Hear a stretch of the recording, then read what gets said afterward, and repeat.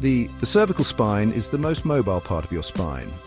It starts at the base of your skull and ends at the top of your thoracic spine.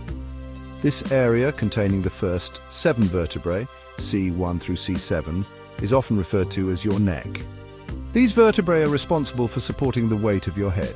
They also allow for a wide range of motion, such as turning your head, nodding, and tilting your head. Understanding the muscles of the cervical spine is crucial.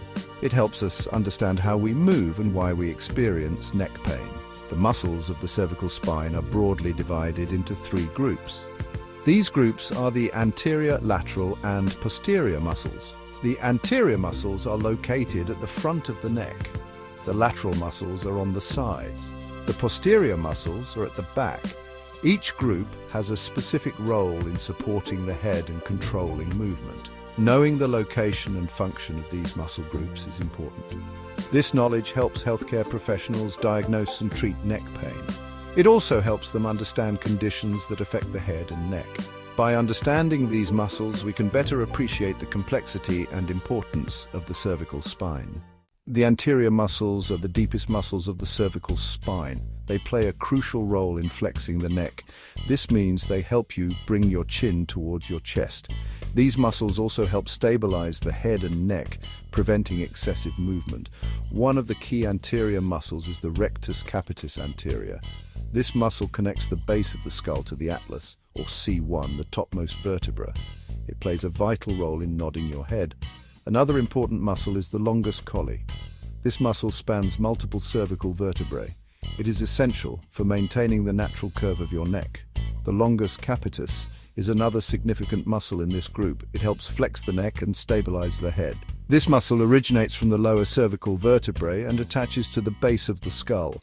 Working together, these anterior muscles ensure smooth, controlled movements of the head and neck. Damage or weakness in these muscles can lead to various problems. This can include difficulty in flexing the neck, headaches, and neck pain. Understanding the function of these muscles is essential for maintaining good posture and preventing neck-related issues. The scalene muscles are located on the sides of the neck. They play a key role in supporting the cervical spine and facilitating side-to-side movement. These muscles are divided into 3 parts: the anterior scalene, the middle scalene, and the posterior scalene. Each part has a unique function and origin point, but they all work together to stabilize the neck and assist in breathing. The anterior scalene muscle originates from the transverse processes of the 3rd to 6th cervical vertebrae and attaches to the first rib.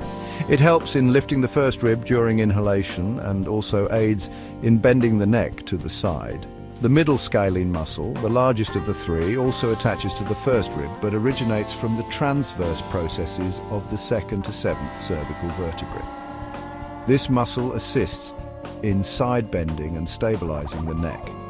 The posterior scalene muscle, the smallest and deepest, originates from the transverse processes of the 5th to 7th cervical vertebrae and attaches to the 2nd rib.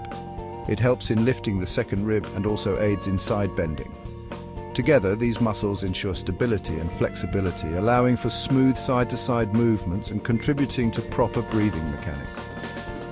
Weakness or tightness in the scalene muscles can lead to neck pain, stiffness, and even breathing difficulties. Understanding the importance of these muscles can help in maintaining neck health and preventing discomfort. The posterior muscles of the cervical spine are crucial for providing complex support and movement. These muscles include the splenius capitis, splenius cervicis, and the semispinalis capitis. Each of these muscles has a specific role in extending, rotating, and stabilizing the neck. The splenius capitis muscle originates from the lower cervical and upper thoracic vertebrae and attaches to the mastoid process of the skull. It helps in extending the neck and rotating the head to the same side. The splenius cervicis muscle, located just below the splenius capitis, originates from the upper thoracic vertebrae and attaches to the transverse processes of the upper cervical vertebrae. This muscle also aids in extending and rotating the neck. The semispinalis capitis muscle, one of the deeper muscles, originates from the transverse processes of the upper thoracic and lower cervical vertebrae and attaches to the occipital bone of the skull. This muscle is essential for extending the neck and maintaining the head's upright position. Together, these posterior muscles ensure the stability and flexibility needed for complex neck movements. Understanding their function is vital for diagnosing and treating neck pain and maintaining overall neck health.